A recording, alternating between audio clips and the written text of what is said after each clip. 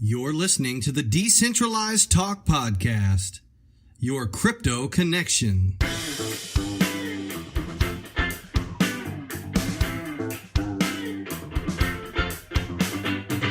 Decentralized Talk.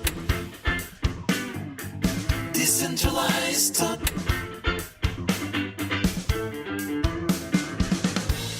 All right, guys. Welcome to another outstanding episode of the Decentralized Talk Podcast. This is our 16th weekly show now in production, and once again, we got a great one in store for you today. We got notable picks with our 3-on-3 fast break, like Mothership. We got i-ocoin, and we got Zilla. We're going to do a deep dive coin review into one of my personal faves. That's OMG, or as many people know it, Omisego.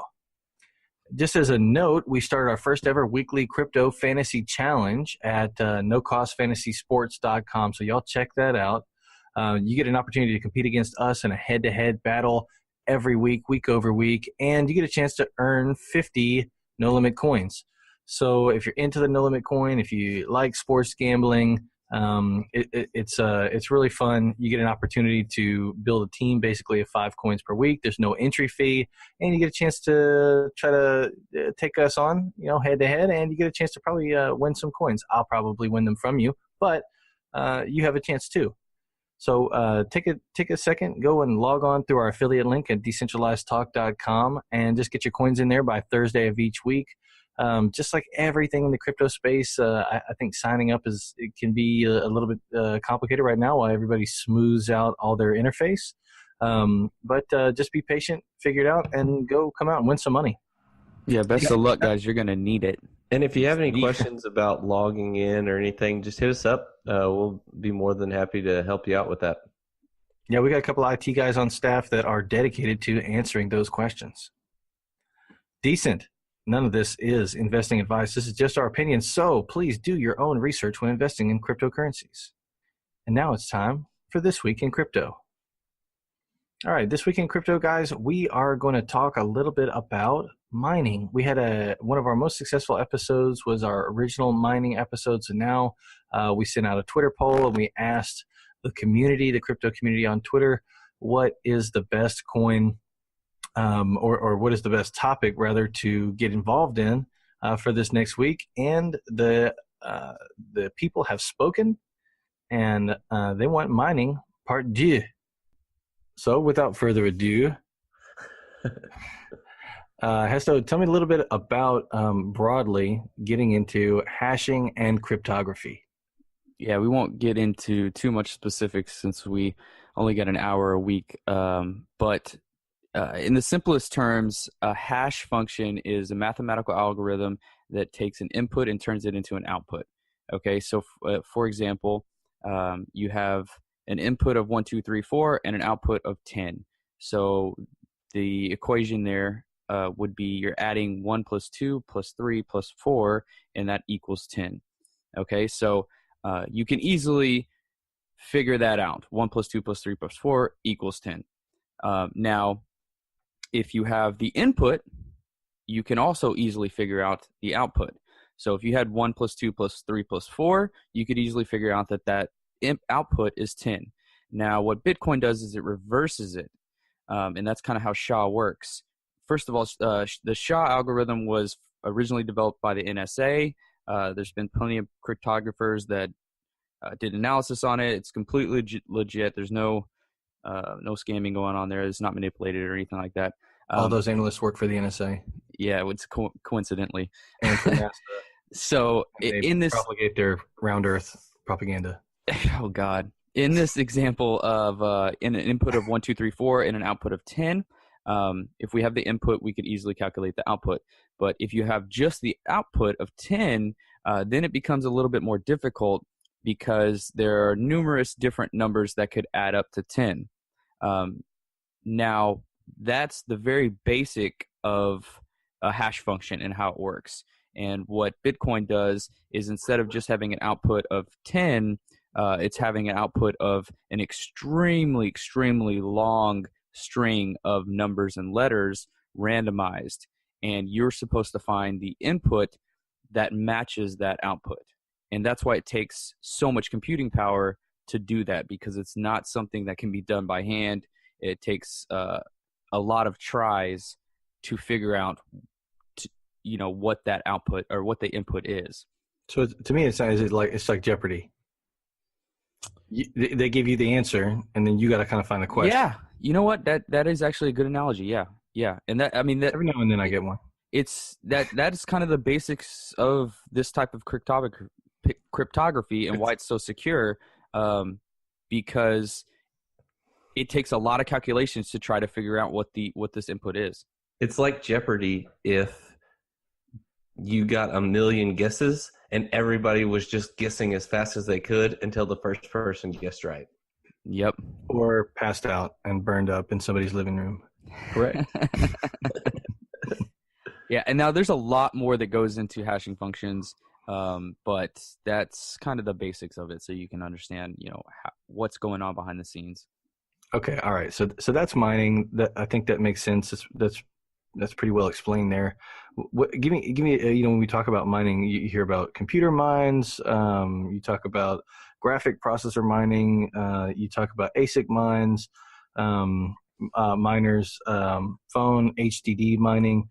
Let's just take a brief second and kind of break those out. And we're going to start with CPU mining because I think it's the very first kind, right? That's how people first figured it out until they figured that GPU is a faster way to do it. But but we all remember the guy that mined, what was it, $45 million worth of Bitcoin on his laptop CPU back in 2009 and then threw it in the trash.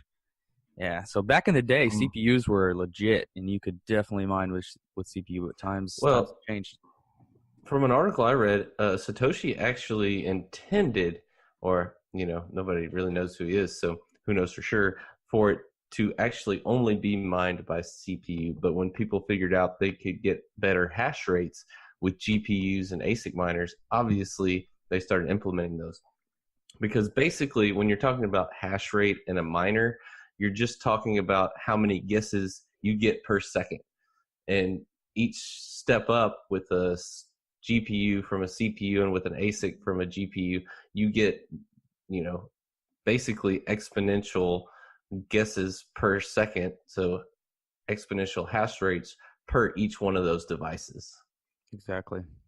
Yeah, basically when you're stepping up from CPU to GPU to ASIC, you're just capable of trying more times to solve that problem because the processing power is more and more and more. CPU, everybody kind of knows what a central processing unit is. It's in every computer.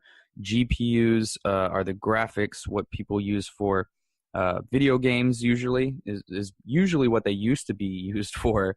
But now the price is skyrocketed because of how many people are using them for mining cryptocurrencies. ASIC miners, what those are, ASIC stands for Application Specific Integrated Circuit. What they are specifically made to solve one algorithm. So they're specifically made to say calculate the SHA-256 if it's for Bitcoin, and they're faster at calculating that equation than a GPU would be because they just aim specifically on that. While a GPU, you could play, a video game on it. An ASIC miner is specifically geared towards just mining a specific type of algorithm for a specific type of cryptocurrency. Now, what about we talked about phone mining? Is that last time I think when we talked about it, it wasn't live yet, or I guess there was a couple people that could kind of half-ass do it, but it wasn't technically phone mining. Have we reached a point where? Because I've seen some news lately where people talk about other coins being able to be mined on the phone, and I don't know if you guys have seen where that's true or not, or fully true. Yet. Well, in our last mining episode, we definitely came to the conclusion that Electronium was not one that you could really mine, but there are some coins out there, as far as I know. Prater, do you know any of that you can actually mine on your phone? Oh man, I do not remember. Last week on my 3-on-3, no, the week before last, my 3-on-3 coin was smartphone mineable, but I can't remember what it was called because last week it was Zoin. The week before that, I can't remember what it was, but it was the one that was created by that Teenage Genius, but I can't remember the name of the coin. Teenage Genius coin. Teenage Genius coin, yep. But I mean, so kind of Well, taking why- a step Yeah, go back to the CPU miners and working our way up. So currently, uh, an Intel i7 770K CPU, one of the better computer CPUs out there, will only get you 0.8 kilohash, which is pretty low considering the best GPU will get you about 80 mega hash, and the best Antminer will get you about 10,000 mega hash currently. Now, is that 1 terahash? 1 terahash? What do you? 10,000 mega hash. Isn't that one terahash? It could be. It might be 1 gigahash, terahash. I don't know. It gets complicated because a kilohash is 1,000 hashes per second. A mega hash is 1,000,000 hashes per second. A gigahash is 1 billion. A terahash is 1 trillion, and a petahash is a buttload. which is the official. That's the technical term, yeah. It's a lot. So, I mean, and that comes out to being about, for a CPU miner, you're looking at maybe getting about 74 cents a day. Oh, that's on the high end. Yeah. I'll tell you, because I mined with my CPU for a couple of days, and I think I finished with about 40 cents total. So, yeah, that's the very high end. A GPU at about, you're looking at about $3 a day, and then with an ASIC miner, if I could get that out, you're looking at a potential of $125 a day mining with an ASIC miner. Now, Wow. What's the cost? What is the cost of a? Samsung's the only company that makes ASICs, or is that not right? no, there's actually other companies that make ASIC miners. The problem with ASIC miners is, one, getting your hands on one, because they're constantly sold out. And they tend to run about, the better ones tend to run around $5,000. Now, that's about the same thing nowadays with a GPU miner too. So, the cost effectiveness of mining with a GPU unit has really gone out the window when it comes to mining, basically, because the NVIDIA Titan V is about $3,500 right now, and you're getting basically 1/10 of the hash rate of an ASIC miner with that unit. So, I mean, It's $3,500 for a GPU. Now, I know, was That it is insane. I don't know if it's NVIDIA or AMD that was coming out with a mining specific GPU. yeah, but why would you want to do that? I don't know. That's just my think opinion.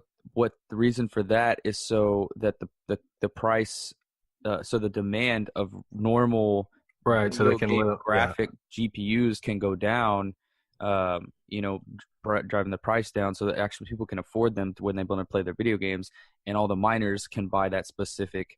Yeah, they probably like to have two markets but the full of problem buyers. there is, Well, I work with a lot of people that build their own gaming PCs, and they all hate Bitcoin because they can't afford GPUs anymore.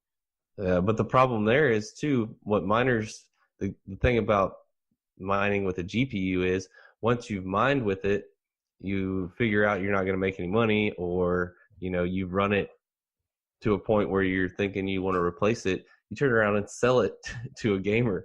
I mean, I hate to say it, but that's what happens. That's why they find the value in the GPUs, because there's usually a market to turn around and sell them to somebody. Yeah, I'll buy all your GPUs. Not for $3,500 though. No. Well, and that's a very top end GPU. I mean, the Titan is like one of the best GPUs out there. Oh, you can definitely get a GPU for $1,000. Oh yeah, the 1080 Ti, I want to say, also runs about $1,000. And I mean, I'm getting most of this information off of NiceHash. They got a little chart that kind of shows you what their baseline payout is for each different GPU, CPU, and ASIC miner. And currently a 1080 Ti is running about $1.89 a day. So it's about half of what a Titan V is, and it's about a third of the price. Yep, I think all you people that are out there listening and are thinking about getting to mining, you just have to kind of look at the broad scale of how you want to invest in this this little project. You know, if you don't really want to invest any money, then you can use your CPU, but don't expect much returns at all. If you already have a GPU, then you don't have to invest any money either, except for the electricity costs, and you can kind of, you know, get a little bit of returns. And if you really do want to spend some money and get multiple GPUs, then you can start to make some money. But if you do want to make a big investment, then you can get an ASIC miner, and you can break even, definitely.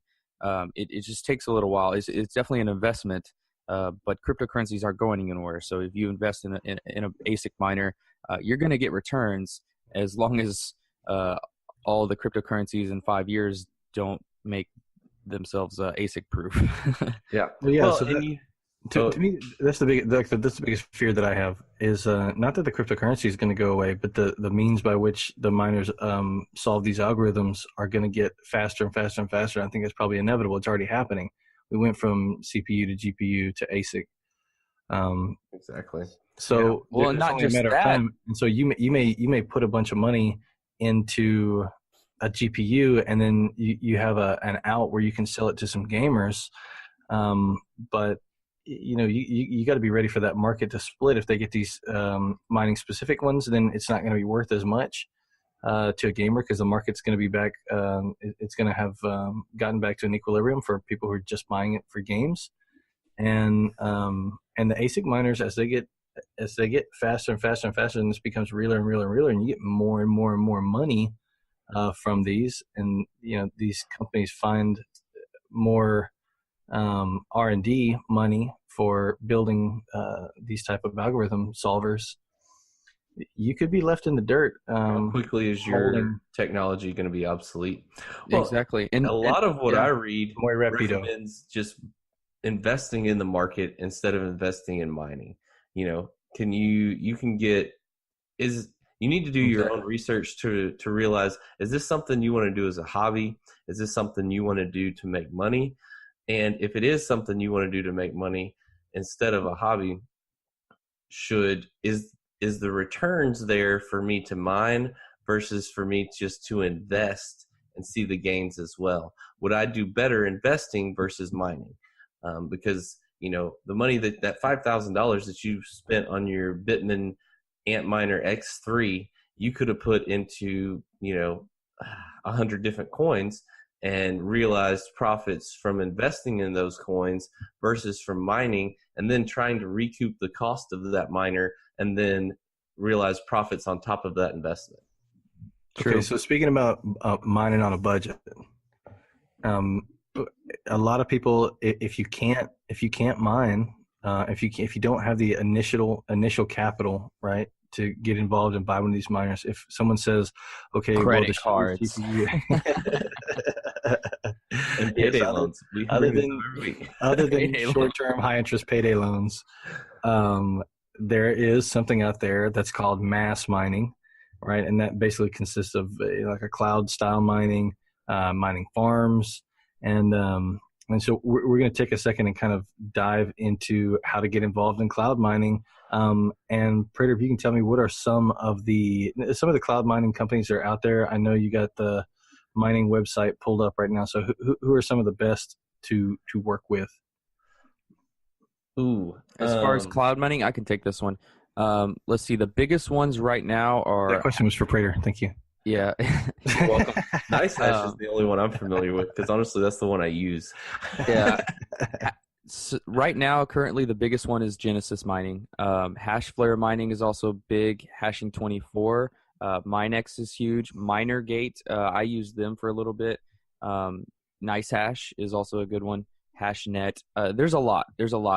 Yeah. All of these things, what they are all these cloud mining services. They're basically marketplaces for mining pools. And what a mining pool is all these different people together with their GPUs or ASICs or whatever they have.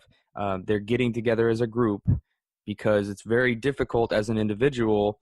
If you have one GPU or 10 GPUs, it's really, really difficult to solve that equation and solve that block to get that 12.5 Bitcoins. So if you band together as a group or a pool, what they call it, and somebody in that pool solves it, then you split up the reward, the 12.5 Bitcoins, proportionally depending on how much you contributed to the pool. I hope that makes sense. That does make sense. But let me go ahead and take that a little further. So cloud mining versus a mining pool is a little different. So if you're in a mining pool, that's exactly how you just described it. Now, I run a GPU every once in a while. It's a 1080 Ti, and I do see about $1.89 a day. That's about what I get. But I use NiceHash, and it's a cloud mining service. So I'm part of the mining pool, but I don't actually get a portion of the Bitcoin that's mined or whatever coin is mined. NiceHash actually takes my hash rate and applies it to the most profitable coin at that time to mine for me. And I'm actually not getting a portion of what's mined. Someone is buying a cloud mining contract, and they're actually paying me for my hash rate.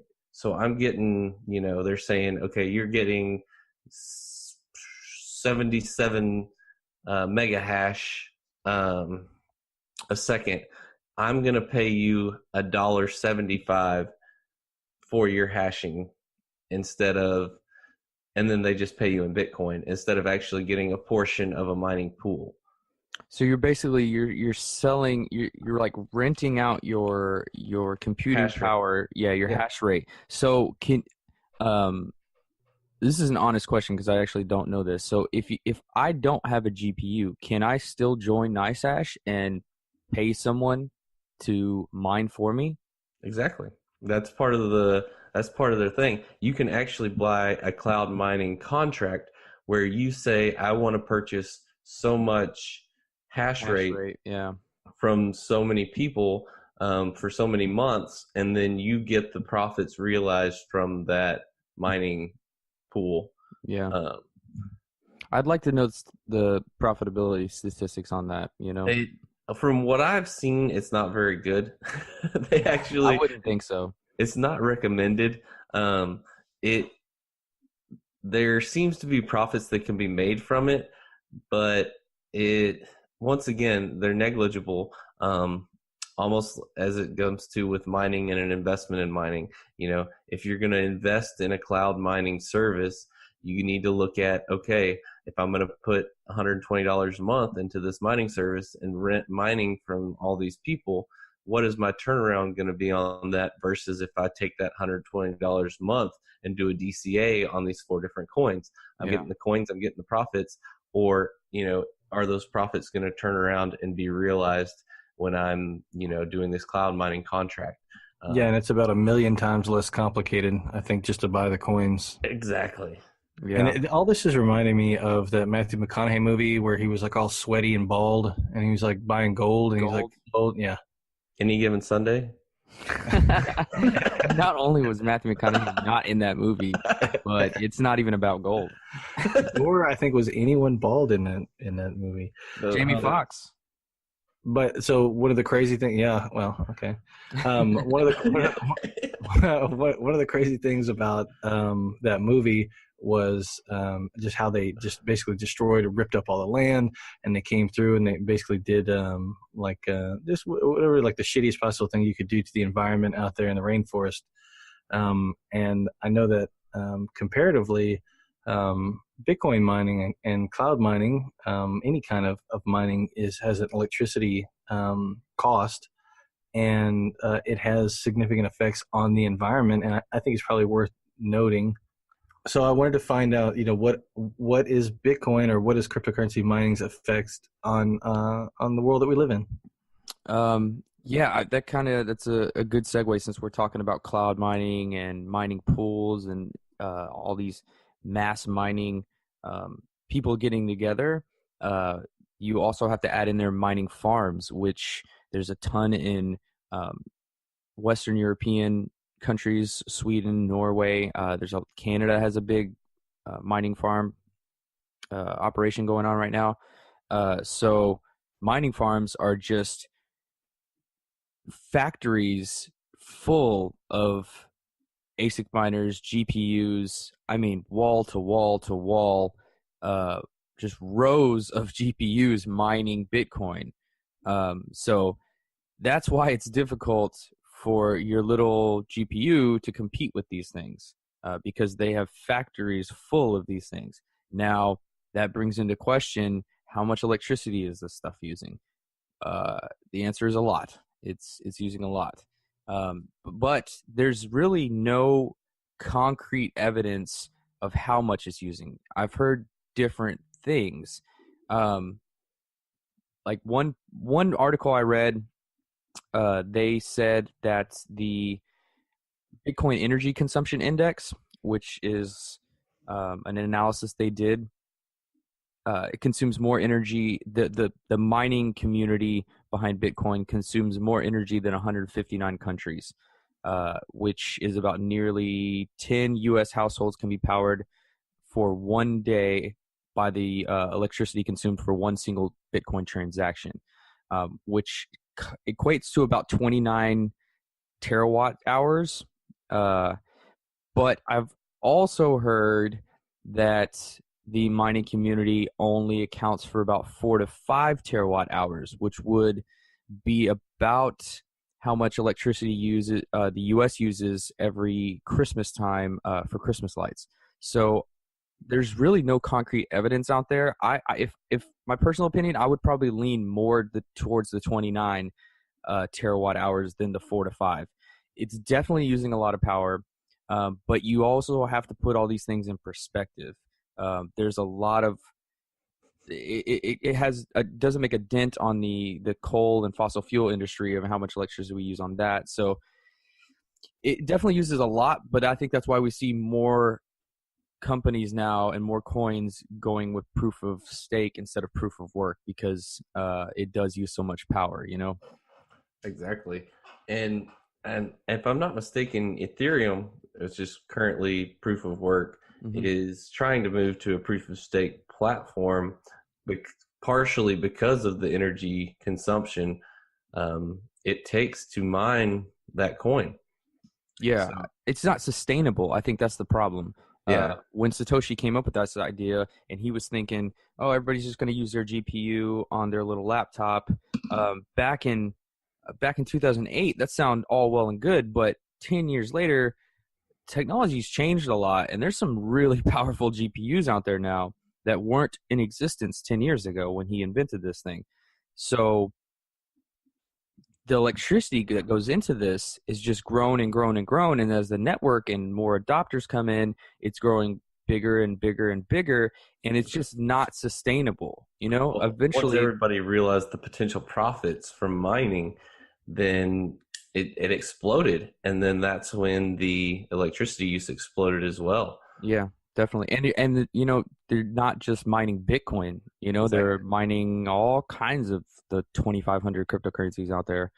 And I just really don't see how proof of work could be sustainable in the long term if you really consider mass adoption.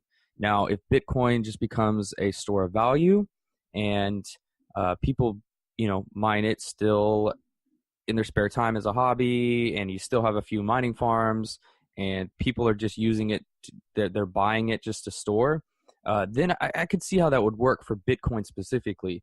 But if Bitcoin becomes like the world currency and everybody's transacting every single day with it, I don't see how we would be able to sustain that electricity wise. That's just going to use way too much Well, power because there's going to be too many people validating those transactions. but if you think about it, so in terms of the future, I think Tater touched on this a little bit. if you look at the ASIC miners, and we talked about how quickly technology becomes obsolete. So moving from a CPU to a GPU allowed for a lot more electricity usage, but allowed for a lot more realized profits. But moving up from a GPU to an ASIC miner, the ASIC miner, the efficiency went up. You're using a lot less of electricity to mine with an ASIC miner. So who's to say that the next level of mining, the next ASIC miner, isn't going to use even less electricity? That's a really good point. And yeah, we don't even take into account that you can use renewable energy to mine your Bitcoin. If you have solar panels, you can definitely use your solar panels to run your GPUs and ASIC miners as well. So it doesn't have to be bad for the environment necessarily. I think people look at it like that because it's using so much electricity. But if on a global scale, if we go towards more of a green, renewable energy future, then we can still mine those Bitcoins in a green way without destroying the environment. Exactly. Well, and I mean, even currently, if you look at it, a lot of the mining farms are based in areas where there is incredibly cheap electricity. And a lot of that cheap electricity is driven by, renewable energy, I suppose. I'm trying to think of, like the dams, the electrical dams, water electricity, a lot of that stuff. Wind turbines, all that. Exactly. So, I mean, still, I think the world is just going to have to adapt. Exactly. We're not going to be able to just produce this with fossil fuels. It's not going to be sustainable. The world will just be destroyed. Yeah, and there's different kinds of coins out there, and I know we bring up Burst Coin quite a bit. Which, let me go ahead and give a shout out to Skipper on Twitter. He's made quite a bit of he's making a strong case for Burst Coin for sure. He has made a strong case for Burst Coin, and he's also made quite a bit of art for us for our podcasts and stuff. Oh, yeah, he did great work. Yeah, great work. I mean, but it's a hard drive mining coin, which uses very little electricity.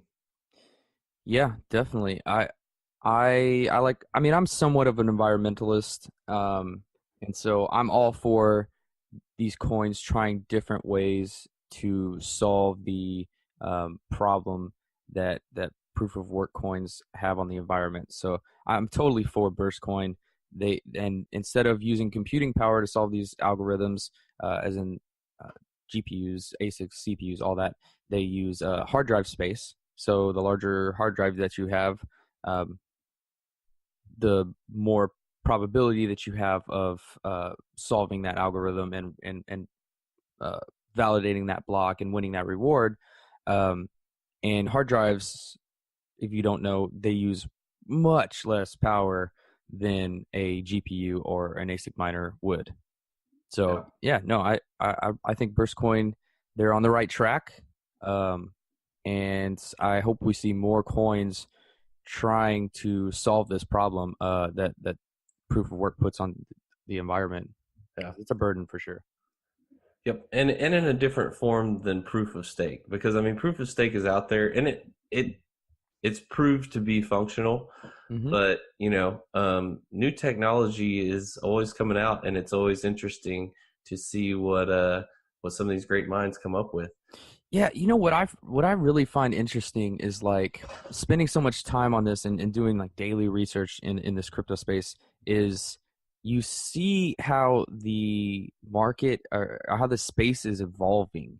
Like exactly a problem will arise as with proof of work and the electricity that goes behind it, and the people will try to solve that problem. That's where proof of stake came. And now I'm a big fan of proof of stake, but I won't deny the faults with proof of stake. I'm very scared of the 51% issue, but we won't jump into that because we're focusing on mining. But then you see Burst Coin come out, and they're trying to solve it in a different way, and it's just really exciting to see this space grow and evolve. And when an issue arises, there's companies that come out and that try to solve those issues. It's just really exciting stuff, and you can see how the market is going to be around long term because they're solving the problems as we go. And it also shows how like early we are in the stages of the cryptocurrency world. What a fantastic point. And that leads perfectly into our next topic here, which is mass adoption of crypto, and we're going to kind of talk about difficulty of use. Yeah. So, and you were talking about, if there was mass adoption of specifically Bitcoin and the amount of power usage that would go into that, that's just kind of scratching the surface of all the, of what would go into mass adoption of it. Because, like Brandon just said, the difficulty of use for a normal user, I think D, when we had him on our podcast a few weeks ago, kind of touched base on the, I believe maybe it was his brother who every time he signs into his bank account, he has to send himself a password reset, and you can't do that with Bitcoin or, any cryptocurrency, because if you try to reset your code, you lost it basically. So, just that alone is one barrier to entry for me where, people are going to be super hesitant, your everyday people, of having to keep up with that information to try to not lose their coins. I couldn't agree more. I think the biggest issue with mass adoption I could actually agree a little bit more. I think the biggest issue with mass adoption is going to be that personal responsibility factor. I don't think it's going to be the difficulty in it. And this question came up from one of our listeners, is like, is it possible? How am I going to explain to my grandma how to, buy Bitcoin and then sell it and buy a couch with it and all this? There's going to be software out there and programs that are going to be able to do that super duper easily. That's going to come. I'm not afraid of that. So it's not going to be, you have to explain to your mom, your Bitcoin address. No, it's just going to be like point and click. You're going to press a button and then the software does it all for you. The problem I see is the personal responsibility factor, as in if you mess something up, there's nobody to come to the rescue. Now, if somebody steals my money from my checking account, I can go to my bank and say, hey, look, these charges are not mine. They're fraud, and my bank will reimburse me. And, they'll do an investigation. And they'll figure out that it wasn't me, and they'll reimburse me. If somebody steals my Bitcoin, my bank is not going to help me. They're not going to say, oh, here, we'll reimburse you and investigate and find the criminal that did this. No, because they can't. And first of all, they don't even like Bitcoin because it's like immediate competition for them. But my point is that it really takes personal responsibility to keep up with your own money. Now, to me, that's a good thing because I don't want somebody controlling my money. But I think to the average person, it's really hard to wrap their head around, look, it's my money, I control it, and I'm responsible for it. So if I lose it, or if I type in the wrong address and send it to nowhere, I lost it. I can't blame it on anybody else, and nobody's going to reimburse me. Nobody's going to save me. So I think what will have to happen is some kind of regulation, some kind of FDIC implementation that helps people get over that fear of losing it, or making a mistake. The only issue with that is you're only going to see that in exchanges, in those kind of things. So does that mean that we're going to see exchanges become basically banks for cryptocurrencies?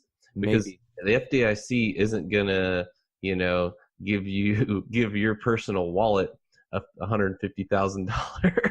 Well, I mean, we see that now. If I go buy something with cash, the FDIC is not going to reimburse me if I'm just you're 100% right there. A couch on Craigslist. They're not going to help me. So I think it's going to be, I don't know. This is all like in my head, future thoughts of what could happen. So That's a I scary think place. yeah, I know you don't want to be in here. You do not want to be in here. But while we're just talking about futures of Bitcoin specifically, we will. I would say, yeah, there might be a possibility that exchanges turn into some form of banks, which is it's kind of contradictory to the whole decentralization aspect. But I don't know how else it would go for mass adoption to take place because people are just too. I wouldn't say they're too dumb. They just don't. They're not going to spend the Scared. time. Scared, yeah, they're not going to spend the time that it takes to make sure and double check, make sure that they don't lose their money. Yeah, in They some way want or somebody else another. to do that for them. Yeah, in some way or another, they're at a disadvantage. Either, like you said, either they don't have the education background to understand this. They don't have Want to. the want to. They don't have the time. Maybe they got a I think want to. I Family. think that the term would be desire. Possible or want to. I want to take a step back to where you're saying there's no one Okay, there to Webster. help. I will say that I've noticed in forums, there are a lot of community members who are definitely out there to help. If somebody sent their coins to a wrong place or got hacked or something like that, there's definitely a lot of places where you can go and just hop on and kind of talk through it with people. You have your trolls out there, but you also have a lot of people out there who are willing to help. I've seen, communities even, put together funds to reimburse people sometimes for their losses. Yeah, no, you got a good point. The crypto community, I love the crypto community. You guys out there, we all help each other learn because this is a new space. We're all learning together, and if somebody has a question, there's always 100 people out there to answer that question. So I totally agree. Yeah. But right now, yeah, my grandma's not going to get right. on bitcointalk.org and Right. search the forums for, I typed in the wrong address. What do I do?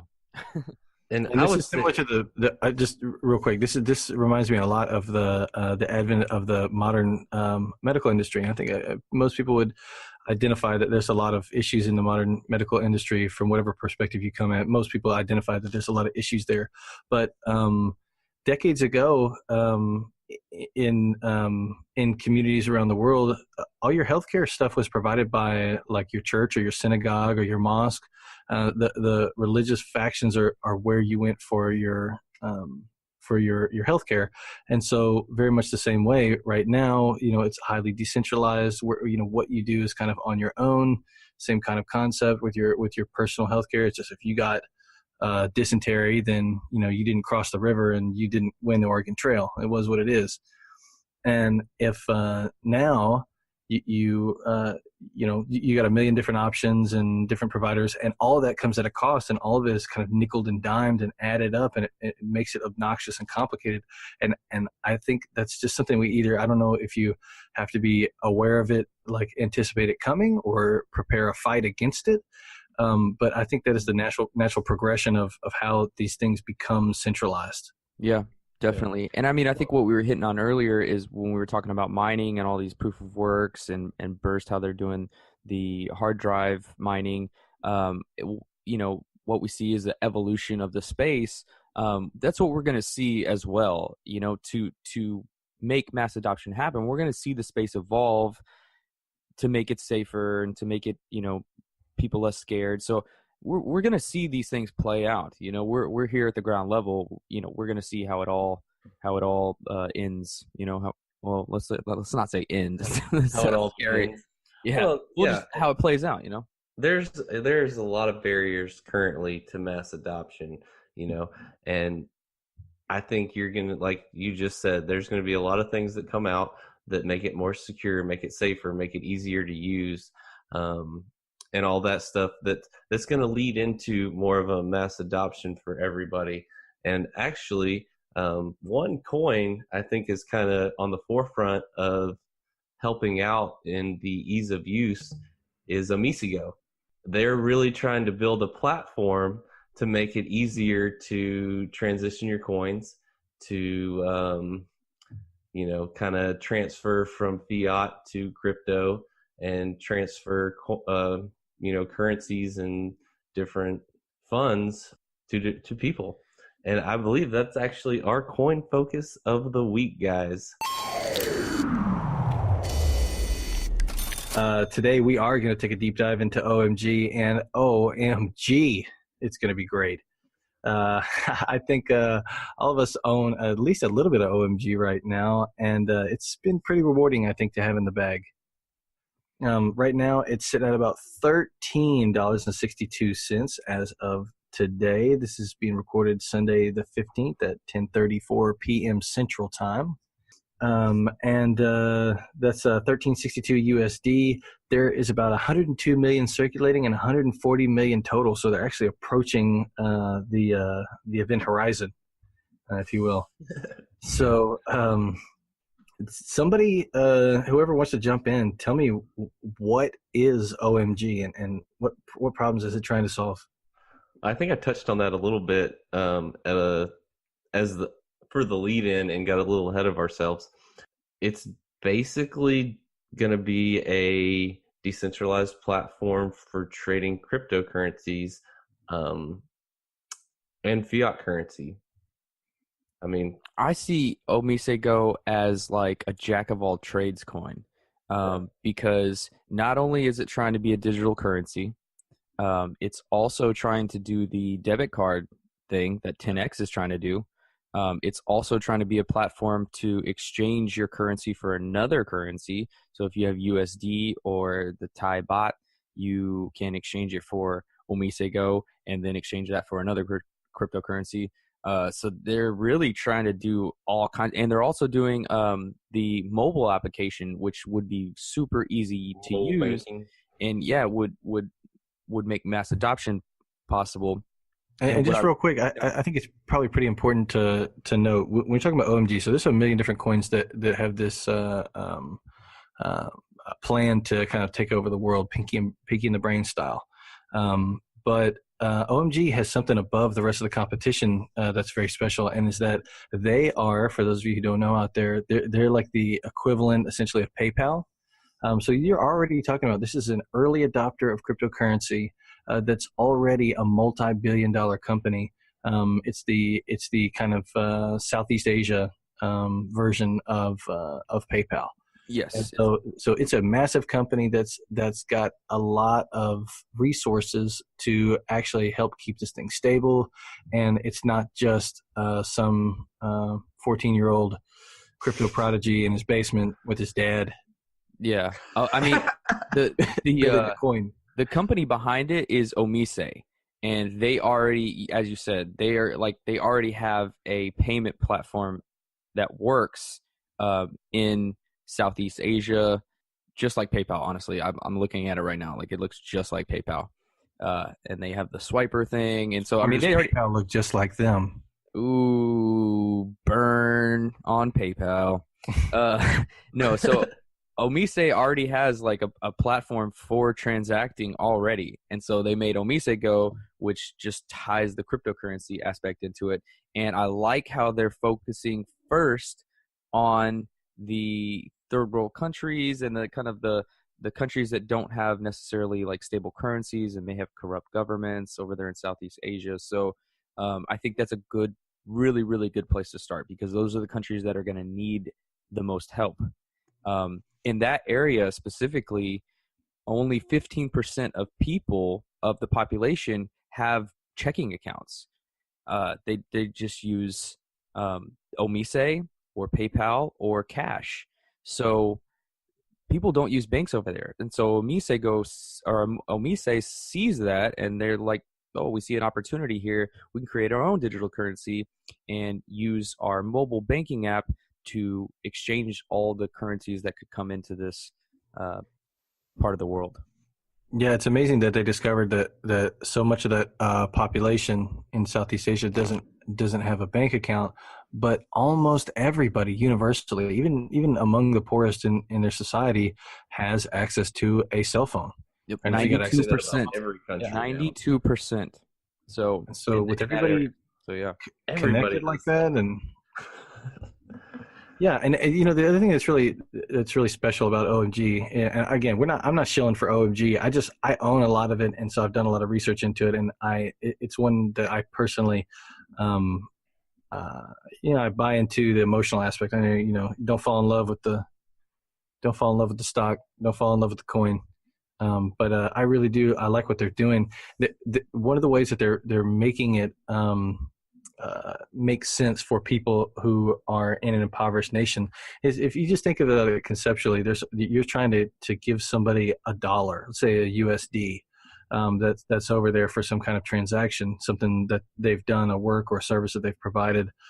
A dollar, I mean, that could be the wage for 2 or 3 days worth of whatever it is that they're doing at their current rates. So when they're exchanging between each other, if the lowest denomination that you have is a dollar, then it makes it super complicated to try to pay somebody in these very small amounts. And so when you have the ability to pay in these small amounts, and that increases the amount of transactions that take place between these people, and it builds the economy.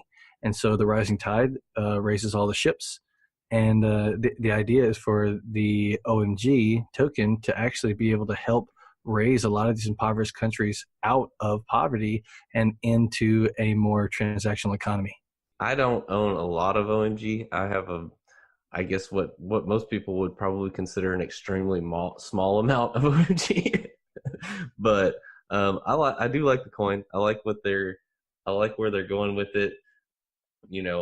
If they can make it super easy to use on an app basis, I would 100% use the OMG app to trade currencies as well. I think we talked about this a little bit last week in our exchanges one. Currently, decentralized exchanges are somewhat difficult to use. So, if they could come up with, and most decentralized exchanges, if not all of them, I'm not aware of one that has an app currently. So, Binance. Decentralized. Oh yeah, no. So if they had a decentralized exchange app, I think that's just some icing on top of the cake right there. Oh, definitely. No, I don't think there's a whole lot of coins like Omisego out there. I think there's definitely digital currencies. There's definitely kind of exchange platforms. There's definitely coins that are coming out that are trying to do debit cards. There's coins that are trying to do transactions with super lightning speed. But Omisego is kind of taking on all the aspects. And I mean, if you look at their development team and what they've accomplished so far, they're making good headway. I mean, they have a product. It's not being used that much as a daily transaction, means of transaction, but it's growing in numbers every month. So I definitely like where their head's at. I like, their roadmap, and I kind of like the way that they're taking on a few different cryptocurrency ideas at once. Well, I got something that's a few different cryptocurrency ideas at once, and that's our 3-on-3 fast break.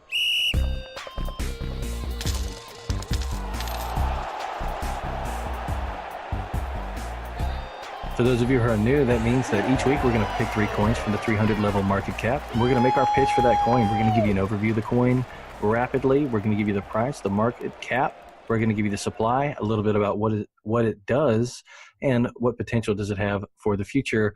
Also, win Lambo. So at random, I am going to pick Mr. Heston, and his coin is Zilla. You have 3 minutes. Go. All right. Yeah. Like you said, Zilla is my coin this week. ZLA is the ticker. Their website is zla.io. Currently, they're trading at 19 cents. They have a market cap of about 7 million. So, yeah, really low market cap. Circulating supply is 38 million and total supply is 60 million. So, not a lot of coins here. Not a lot of coins. What Zilla is a network or a community for token sales and ICOs. So basically, if you want to start an ICO, if you want to start your cryptocurrency and have an ICO to fund your business, you can have it on Zilla, and that way, if somebody wants to partake in your ICO and buy your coins, they know it's secure, because what Zilla does is they have extremely thorough KYC, know your customer. So they research and investigate every single ICO that is on their platform, make sure it's legitimate, make sure it's not a scam, to make sure it can't be attacked by hackers, all those things. So if you want your ICO to be legitimate and you want everybody to know it's legitimate, you can post it on Zilla and they will investigate it. Also, the same goes to if you want to, buy into an ICO. If you see an ICO come out that you think sounds like a good idea, but you don't really know if it's legit or not, you can go on Zilla and they've already done the investigation and you know that it's not a scam, and that it may be a good investment if you think it's a good investment, whatever the token sale is. So kind of a different type of cryptocurrency. But I like how low the market cap is right now and how many coins they have. I don't know. It's not. I don't think it's going to be like one of those long-term investments that just makes you a millionaire. But it's really low market cap. I mean, really low. And they're supposedly doing an airdrop soon. So maybe you should. Maybe. I don't know. I'm This is probably not not going to investing get advice. it. No, it's not. I'm probably not going to get in it. But I don't know. I think I'm really sketched out by ICOs. I've never even participated in an ICO. I think it's a sketchy idea to me, but I'm glad that there's a platform out there now where you can make sure it's not a spoofed website or like a scam or a fake Ether address that you're throwing your Ether into. I do like that there's a platform out there that's trying to protect us if we do want to participate in an ICO. If I wanted to buy some Zillow, where would I go about doing that? They are on numerous exchanges. Because it's Psych. Oh, unfortunately, They're on Hawaii. your time is up, sir. Hawaii. They're on All one right, exchange. one exchange, numerous one exchanges.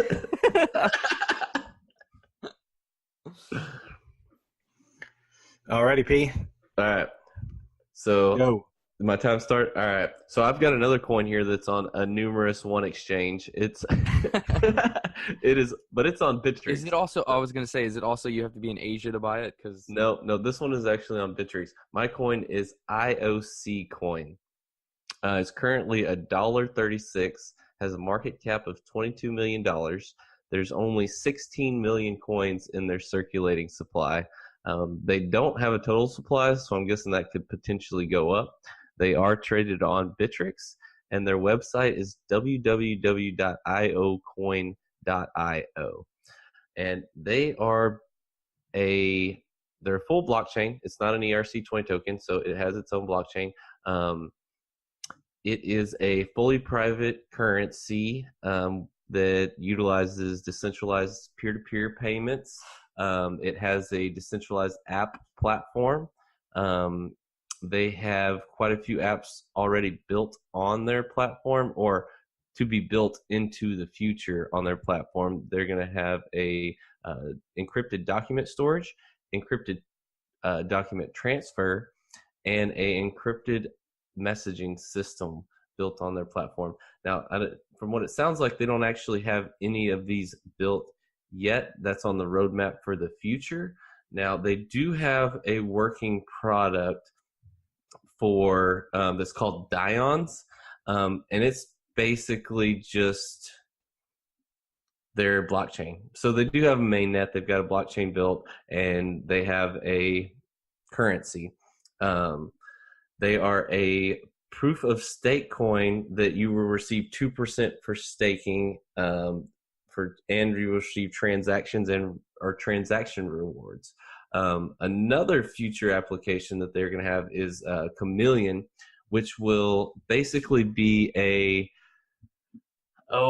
have the best way to put it. It's basically so companies can spin up their own sister platform or child chain. That's what I was looking for. And have their own private child chain off of the IOC blockchain, and any upgrades they make to their chain will not affect the child chains and the business owners. Any questions? Not really. I'm not that interested in that. I'm All just right. gonna throw that out there and be honest. Just, Well, nothing about that really uh, they're not solving any problems or set anything. my pants ablaze. Yeah. Well, I mean, it seems like they've got a pretty solid project I'm already. sorry about that, sir, but your time has expired. Dang. Ooh. All right. All right. Well, Okay, well, that's about it for the show today. And no, you have your uh, 3-on-3, and I can't wait to hear about this one. all right. So my coin is called Mothership. It's kind of like a mixture of motherfucker and oh ship. That's exactly what it is. That's why they pay. A lot of people don't know that, but that's why they picked it for a name. The symbol is MSP. It's 13 cents currently. And the website is http:// those are backslashes, mothership.cx, and then another backslash just for good measure. The market cap is 18 million USD, circulating supply 140 million MSP, and has a total supply of 200 million MSP. So, a lot of these coins are doing the same thing. They're getting closer to their end point. Let's see. So this coin Mothership is it's kind of like a fundraiser coin, and it's designed to raise funds specifically via cryptocurrency in the cryptocurrency market. It is a burning coin, so they actually buy back annually 20%. How And convenient. We know how you love those proof of burn coins. Every 3-on-3 for you is a proof of burn. Well, you know what it probably is. When I pick my 3-on-3, I look at it based on 300 level market cap, and then whoever is basically doing the shittiest out of the rest of the market, because I always figure like that's the one that either has the most room to go up, or is the one that was kind of not Closest looked to at. zero. Yeah, or is the one that's everybody realized is garbage. So, and it's probably 50-50, I think, with my coins. So, they have a pretty cool. They have like a governance program, which I think is neat. I think they've done a whole lot. On a side note, they've done a whole lot on this coin to try to make it as decentralized as possible, and to make it as individual focused. I guess that's the same thing, but they have a governance protocol, and so basically you have a decision making process. You vote. You just install a Chrome extension, which is neat. And then just through the Chrome extension, it puts your account balance up on there for you to see, and then you can vote with your MSP. What you're voting on is basically what new token is going to get on the platform. So if you've been to a platform and you thought, man, I'd really like it to have this other coin on there, with MSP, you can go on there and vote your mind. If enough people agree with you, then you get it. Another thing that's really cool is it's AI based. So when you're actually using the MSP to raise money, then the AI takes care of everything. They have a really great group of people. Damn it! I saw my time coming up and I choked. I have to ask one question about this coin. I know your time's up, but why are they hiring a blockchain hacker? I don't know. I found him on LinkedIn. Yeah. But if I had to guess, I would say it's probably a security thing. You hire. Yeah, I know. I was just. Or it's But to definitely hack it is. their own blockchain so they can steal everybody's money. What's that movie? Catch Me If You Can. Yeah. Right? Yep, Catch that Me If is You a Can? movie. Yeah, that is. a movie. No, that was based on a real guy, Abagnale. Yeah, for Yeah. sure. It was based on what's his name? Leonardo DiCaprio. Yeah. A lot of people don't know that Tom Hanks was actually in the was in the FBI. A lot of people don't know that Tom Hanks actually played Leonardo DiCaprio in that movie. Trippy. He's a great actor. He's a dude inside a dude playing another dude. All right, guys. Well, hey, look, I think that about wraps everything up for this episode of the D. Be sure to tune in next week where we got more crypto news and entertainment coming your way. Be sure to check us out and send us comments at DTalk Podcast on Twitter and Facebook, and Decentralized Talk on iTunes, iHeartRadio, and now Music Coin. Links to the website in the description below. Stay decent, guys. Peace.